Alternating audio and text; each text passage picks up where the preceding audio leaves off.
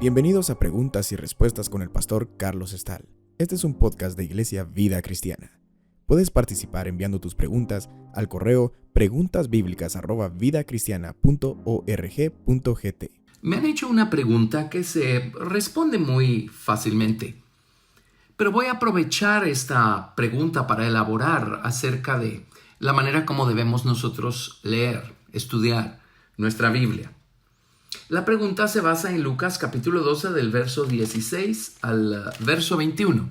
Voy a leerla de la versión Reina Valera 60 y luego vamos a leer uno de los versículos en la versión Reina Valera 1909. Y esta es la porción.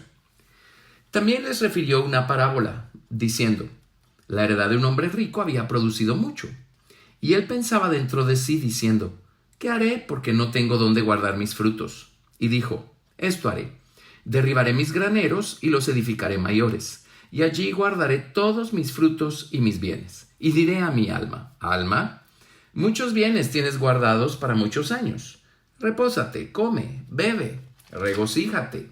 Pero Dios le dijo: necio, esta noche vienen a pedirte tu alma, y lo que has provisto, ¿de quién será? Así es el que hace para sí tesoro y no es rico para con Dios. Bueno, esta porción se explica por sí misma, ¿verdad? Este hombre rico tenía su corazón, su mente y toda su vida puesta en las cosas temporales, en las cosas terrenales, en las cosas que perecen. Esa era su vida, ese era su mundo, esas eran sus prioridades. Así es que no importa cuán ricos seamos con riquezas temporales, si no somos ricos para con Dios, no nos va a servir de mucho para la eternidad. Así es que debemos dedicar este tiempo y esta vida para atesorar la palabra de Dios, para procurar ser eternamente ricos. Y efectivamente la Biblia hace una diferencia entre aquellos que van a ser eternamente grandes y eternamente pequeños en el reino de los cielos. El Señor Jesucristo fue quien lo dijo, y lo dice en relación a la palabra de Dios y nuestro amor y cuidado por la palabra de Dios. En Mateo capítulo 5, verso 17, leemos: no penséis que he venido para abrogar la ley o los profetas. No he venido para abrogar, sino para cumplir. Porque de cierto os digo que hasta que pasen el cielo y la tierra, ni una jota, ni una tilde pasará de la ley hasta que todo se haya cumplido.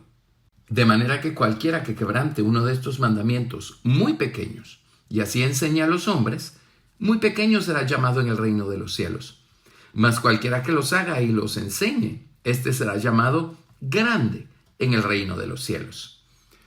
Veamos pues cómo una persona eternamente rica es una persona que va a guardar aún los mandamientos más pequeños que encontramos en la palabra de Dios. Nuestra riqueza eterna depende de cuántos tesoros de la palabra, cuánto entendimiento, cuánta sabiduría, cuánto conocimiento adquirimos por medio de la palabra de Dios, atesorando la palabra en nuestra mente y en nuestro corazón y dejando que la palabra de Dios nos enseñe, redarguya, corrija e instruya en justicia. Dejando que la palabra de Dios nos perfeccione, no solo para hacer las buenas obras que Dios quiere que hagamos, sino para tener la suficiente estatura espiritual. Así es que, volviendo a Lucas capítulo 12, obviamente esta parábola del rico insensato tiene que ver pues con nuestras prioridades y con que una cosa va a ser más importante para nosotros, lo temporal o lo eterno, y cuánta prioridad le vamos a dar a lo eterno mientras estemos nosotros en esta existencia. Ahora, la pregunta es en relación al verso 20. Vuelvo a leer el verso 20 en la Biblia Reina Valera 60. Pero Dios le dijo: necio, esta noche vienen a pedirte tu alma y lo que has provisto, ¿de quién será? Les leo ahora Lucas 12:20 de la Biblia Reina Valera, versión 1909.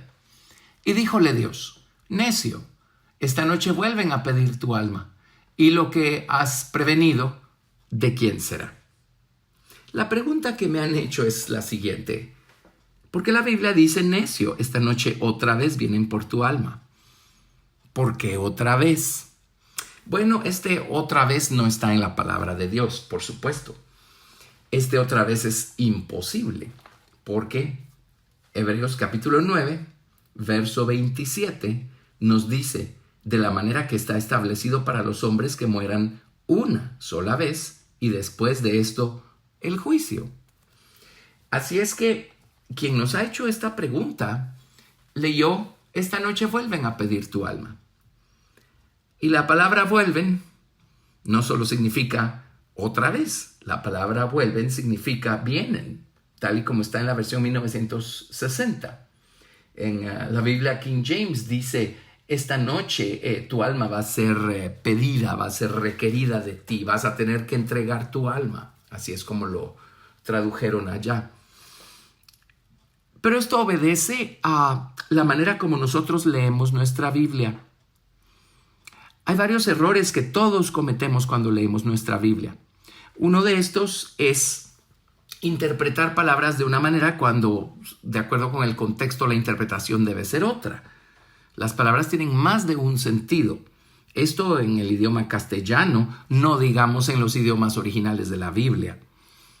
Así es que tenemos que tener el cuidado de leer la Biblia sin sacar del contexto los versículos que estamos leyendo, con el cuidado de buscar entender precisamente lo que allí se nos está diciendo. Para esto hay recursos.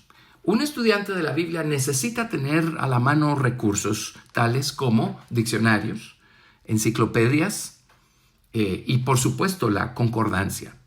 Qué mejor que la concordancia de Strong, que tiene diccionario hebreo y griego y nos lleva a esos diccionarios sin que tengamos la necesidad de saber una gota de hebreo o de griego. Todos cometemos estos errores hasta que aprendemos a leer nuestra Biblia con un poco más de cuidado. Me permito entonces leerles en Lucas capítulo 10, del verso 25 al 26, lo siguiente. He aquí un intérprete de la ley se levantó y le dijo para probarle. Por supuesto está hablando con Jesús. Maestro, ¿haciendo qué cosa heredaré la vida eterna? Ahora noten la respuesta de Jesús en Lucas capítulo 10, verso 26. Él le respondió haciéndole dos preguntas. Él le dijo, ¿qué está escrito en la ley? ¿Cómo lees? Esas son las dos preguntas. ¿Qué está escrito en la ley? Fue la primera pregunta. Y la segunda pregunta fue, ¿cómo lees? ¿Coincide lo que allí dice con la manera como tú estás leyendo? ¿Estás leyendo lo que allí dice? Otro de los grandes problemas que tenemos nosotros los hombres son todos estos filtros mentales que se convierten como en un lente a través del cual leemos palabras y las entendemos de una manera diferente a como realmente lo dice allí el texto, a como fue la intención del autor. Los fariseos, los escribas, los intérpretes de la ley tenían un gran lente. En realidad, el Señor le llama un velo sobre sus ojos que no les permitía ver la verdad detrás de las palabras.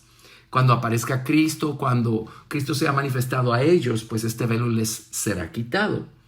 Cuando Cristo llegó a nuestra vida, ese velo nos fue quitado.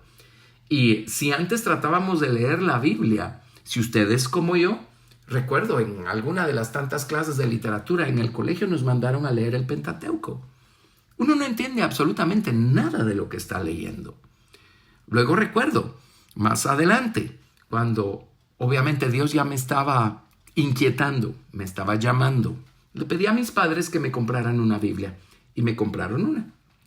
Y empecé a leer el Evangelio de Mateo. Y empecé por las genealogías. Tanto nombre, tanta información. Igualmente, cerré mi Biblia y hasta ahí llegué con mi Biblia en ese entonces. Y dije, imposible de entender, imposible de leerse. Pero luego cuando Cristo llegó a mi corazón, el velo me fue quitado. Y cuando el Señor me bautizó con su Espíritu Santo Y además yo fui bautizado en las aguas de la naturaleza del Señor Jesucristo. Ese velo me fue quitado y empecé a leer correctamente, y finalmente lo que está escrito coincidió con lo que yo estaba leyendo. Y empecé a leer lo que allí decía y a entenderlo. Gracias a Dios aprendí a estudiar mi Biblia. Dios utilizó personas para enseñarme a estudiar. Si no, yo no hubiera sabido cómo estudiarla con el cuidado que la Biblia merece. Precisamente, lo primero que hice fue conseguir una concordancia de Strong. Y luego me hice de diccionarios bíblicos y enciclopedias bíblicas. Hoy en día, con la facilidad del Internet, todos tenemos al alcance de la mano estos recursos, y gratuitos. Así es que podemos buscar aplicaciones, bajarlas al teléfono, a la computadora, y con toda esa ayuda podemos estudiar mejor nuestra Biblia y enriquecer mejor nuestro estudio de la Biblia. Hay cosas que no vamos a entender si no entendemos el contexto histórico. Hay cosas que no vamos a entender si no entendemos lo que el resto de la Biblia dice al respecto. Y entonces lo vamos a malinterpretar o vamos a abusar de ese principio. Han salido muchas doctrinas por allí y de hecho es un error llamarles doctrina. La verdadera definición de doctrina es la enseñanza bíblica. Pero nosotros hoy en día le llamamos doctrina al entendimiento personal particular que cada persona que lee la Biblia tiene. Y por regla general salen unas cosas disparatadas de versículos que han sido tomados fuera de contexto, cuyo autor ha obviado el resto de las escrituras. Eso es un grave error. O también leemos la Biblia con este filtro que pone nuestra mente carnal entre las palabras que estamos leyendo y nuestra mente, y todo lo interpretamos a nuestro sabor y antojo. Entonces también podemos crear todo un sistema de entendimiento literalmente creado por nosotros y alejado de la realidad. Lidiamos con mucho de esto. Así es que lo mejor es ir al Señor y estudiar el texto bíblico con ayuda de todos estos recursos, con el cuidado de buscar entender lo que allí dice, sin presuposiciones, sin ideas preconcebidas. Cuando vamos a estudiar la Biblia tenemos que abordarla, por así decirlo, con la cabeza vacía, sin ideas preconcebidas, buscando dejarnos instruir por las Escrituras. No buscar en las Escrituras cómo justificar una idea personal, una idea propia. Muchos también abordan la Biblia de esa manera.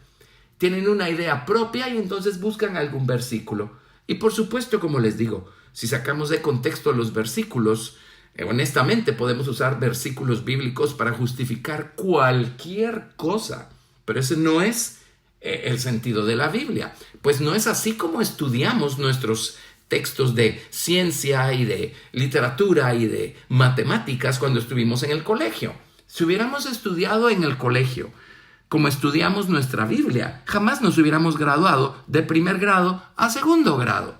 Así es que si fuimos tan minuciosos y cuidadosos en estudiar ciencias naturales y matemáticas y todas esas materias, seamos igual o más cuidadosos para estudiar la palabra de Dios.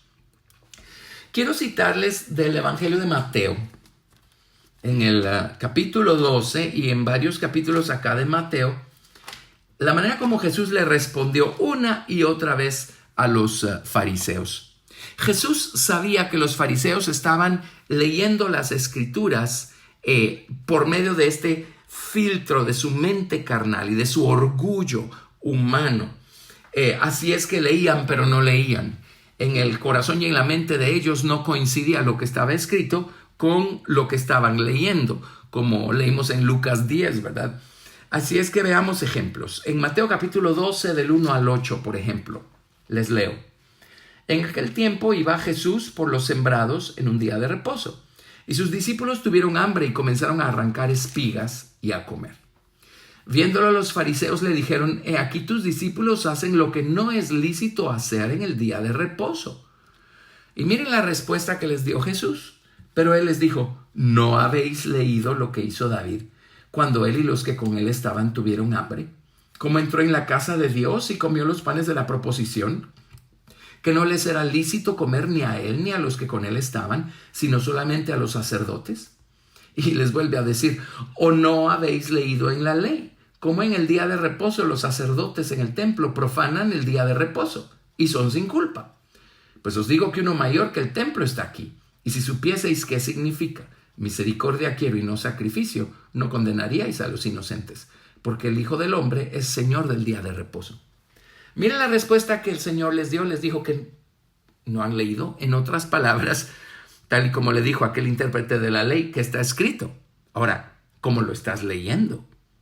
Si estuvieran leyendo sin ese filtro de religiosidad y de orgullo y de razonamiento carnal las Escrituras, si estuvieran leyendo las Escrituras buscando encontrar los principios de verdad que éstas contienen, hubieran tenido la respuesta. Eso es básicamente lo que Jesús les dijo en otras palabras. ¿No habéis leído? En Mateo capítulo 12 Jesús les dijo, ¿no habéis leído? Esta misma historia se relata en Lucas capítulo 6, verso 3. Y veamos en Lucas 6:3 cómo está registrado que les respondió Jesús. Esto es lo que percibió Lucas. En Lucas 6:3 Jesús les respondió, ni aún esto habéis leído. Miren qué tremendo. Ni aún esto habéis leído. Y se supone que los fariseos, los escribas, los intérpretes de la ley eran las personas que estaban allí para enseñarle a los demás. Calcule usted. Bueno, vámonos a Mateo 19, del verso 3 al 6. Mateo 19, del 3 al 6. Entonces vinieron a él los fariseos, tentándole y diciéndole, ¿es lícito al hombre repudiar a su mujer por cualquier causa? Él respondiendo les dijo, ¿no habéis leído que el que los hizo al principio, varón y hembra los hizo? Y dijo, por esto el hombre dejará padre y madre y se unirá a su mujer y los dos serán una sola carne. Así que no son ya más dos, sino una sola carne. Por tanto, lo que el hombre juntó, no lo separe el hombre. Otra vez les respondió diciéndoles, ¿no habéis leído? ¿Por qué no leen su Biblia? Es lo que Jesús le está diciendo a los fariseos. Y cuando la leen, no la lean con imágenes e ideas predeterminadas. Léanla con una mente vacía, en blanco, como la de un niño, esperando ser llenada de información, la información correcta. Lean las Escrituras en oración con humildad, reconociéndose ignorantes y pidiéndole a Dios que los ilumine, que les abra los ojos, que les abra los oídos, que les abra el corazón, que los ayude a entender lo que están leyendo, que los ayude a ver la verdad que hay detrás de lo que están leyendo. Así es como debemos nosotros venir al Señor y abordar el estudio de las Escrituras. Mateo 21 del 14 al 16. Miren cuántas ocasiones Jesús les respondió lo mismo. Mateo 21 del 14 al 16 nos dice, y vinieron a él en el templo ciegos y cojos, y los sanó. Pero los principales sacerdotes y los escribas, viendo las maravillas que hacía, y a los muchachos aclamando en el templo y diciendo, Hosana al Hijo de David, se indignaron y le dijeron, ¿oyes lo que estos dicen? Y Jesús les dijo, sí. ¿Nunca leísteis? De la boca de los niños y de los que maman, ¿perfeccionaste la alabanza? Miren nuevamente. Vino Jesús y les dijo, si coincidiera lo que leen con lo que está escrito, ustedes mismos tendrían la respuesta y no estarían reprendiendo a los niños por estar alabando a Dios, que nunca han leído. Otra cosa que cabe insertar acá es que obviamente todas las respuestas que necesitamos están en las Escrituras. Nada más que Dios las ocultó de los perezosos, haraganes, arrogantes, sabelotodos, sabios según su propia opinión. Por supuesto que hay que trabajar para encontrar la verdad que está detrás de las historias, de las parábolas, de las palabras escritas en nuestra Biblia. Tenemos que humillarnos, tenemos que clamar a Dios, tenemos que pedirle, tenemos que depender de Él. Y tenemos que querer saber la verdad, querer saber lo que Dios está diciendo. Esa es la manera, pues, como debemos ir a la Biblia. Les leo otra historia en Mateo 21, del verso 42 al 46. Jesús les dijo: ¿nunca leísteis en las Escrituras? La piedra que desecharon los edificadores ha venido a ser cabeza del ángulo. El Señor ha hecho esto y es cosa maravillosa a nuestros ojos. Por tanto os digo que el reino de Dios será quitado de vosotros y será dado a gente que produzca los frutos de él. Y el que cayere sobre esta piedra será quebrantado, y sobre quien ella cayere le desmenuzará. Y oyendo sus parábolas, los principales sacerdotes y los fariseos entendieron que hablaba de ellos, pero al buscar cómo echarle mano temían al pueblo, porque éste le tenía por profeta. Mire, los escribas y los fariseos estaban buscando apresar a Jesús. Realmente estaban buscando matarlo. En varias ocasiones trataron de despeñarlo porque les ofendió lo que Jesús estaba diciéndoles. Y Jesús lo único que estaba haciendo era citando la Escritura. Vean ustedes cómo esto nos ayuda a entender por qué es que la gente del mundo lee la Biblia y saca unas conclusiones horrendas, tremendas, y luego se dedican a atacar la Biblia y a atacar al Dios de la Biblia y a atacar a los creyentes cuya vida gira alrededor de las Escrituras. Cuando no tenemos a Cristo tenemos ese velo, tenemos prejuicios, ideas preconcebidas, tenemos este gran velo de oscuridad y de tinieblas y de orgullo velando en nuestros ojos, encegueciéndonos. Necesitamos a Jesús. Necesitamos que la sangre de Jesucristo nos limpie de pecados. Y necesitamos al Espíritu Santo, quien es quien nos guía a toda verdad. Y también necesitamos ser bautizados en las aguas de la naturaleza del nombre de Jesucristo, que es el nombre del Padre, del Hijo y del Espíritu Santo. En Jesucristo habita corporalmente toda la plenitud de la deidad. Cuando somos bautizados en Jesús, esas aguas, de acuerdo al libro de Colosenses, circuncidan nuestro corazón. La palabra corazón y entendimiento son la misma palabra en el idioma hebreo, lebab. Así es que en el libro de Colosenses nos dice que el bautismo en agua es lo equivalente a lo que era en sombra, tipo o figura la circuncisión del Antiguo Testamento. A través del bautismo en agua nuestro corazón es circuncidado, el viejo corazón. Luego, si el corazón es circuncidado, quiere decir que automáticamente se le quita una capa de dureza a nuestra mente, a nuestro entendimiento. Entonces podemos ir a las Escrituras y ver lo que está escrito. En Marcos capítulo 12, verso 10, volvemos a encontrar esta historia de Jesús y los fariseos cuando les dice: ¿nunca leíste en las Escrituras la piedra que desecharon los edificadores ha venido a ser cabeza del ángulo? En Marcos 12:10, Marcos registra que Jesús dijo: ¿ni aún esta Escritura habéis leído? En otras palabras, ustedes no han leído nada y probablemente leían día y noche. Pero una cosa es leer y otra cosa es leer.